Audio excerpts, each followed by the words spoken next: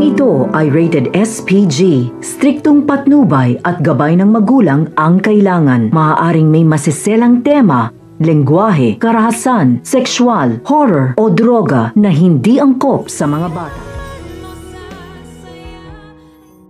Gagawin ni Giselle ang lahat para makapiling lamang si Justine. Pinigilan nito ang balak ng mag-amang Justine at Eric na bumalik ng US nang malaman na aalis na ang mga ito dahil may job interview pa di umano ang kanyang anak. Sa kagustuhang nais pa niyang makakasama ng matagal ang anak ay inalok niya ito ng trabaho sa Apex.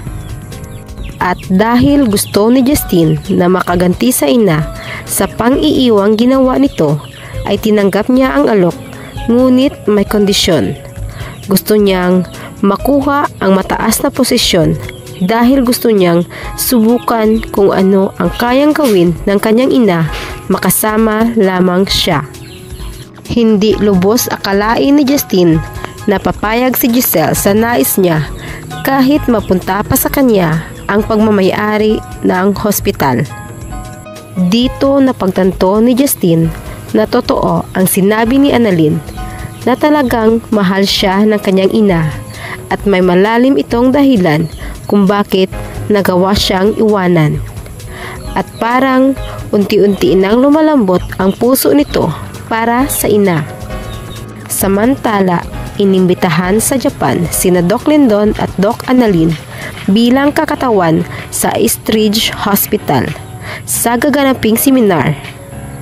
Napaisip si Doc Carlos na ito na ang tamang panahon para makapagbakasyon si Lynette at pansamantalang makalimutan ang masasamang alaala. Kaya kinausap nito si Annalyn na isasama nito ang ina sa pagpunta ng Japan. At nalaman din ni Carlos na isa ito sa mga pangarap ng asawa, kaya nais nitong tuparin. Sobrang nagpasalamat naman si Annalyn sa doktor dahil talagang mahal nito ang kanyang ina at gagawin ang lahat para tuluyan ng bumalik ang sigla ni Lynette. Labis naman ang sayang naramdaman ni Doc Lindon nang malaman na makakasama niya si Annalyn sa Japan, na ibig lamang sabihin ay silang dalawa lamang at walang mga kaibigan na mangdidisturbo at baka mabisto pa ang kanyang totoong naramdaman para sa batang doktor.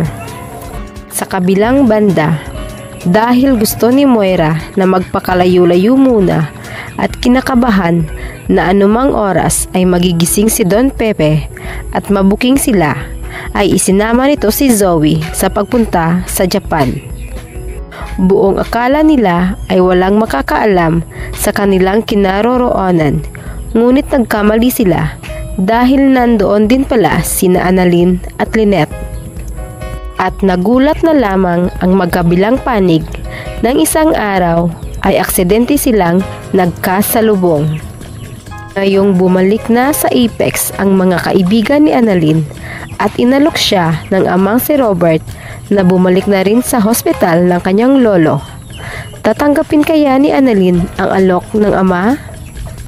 Sabay-sabay lamang nating aabangan dito lamang sa Abot Kamay na Pangarap.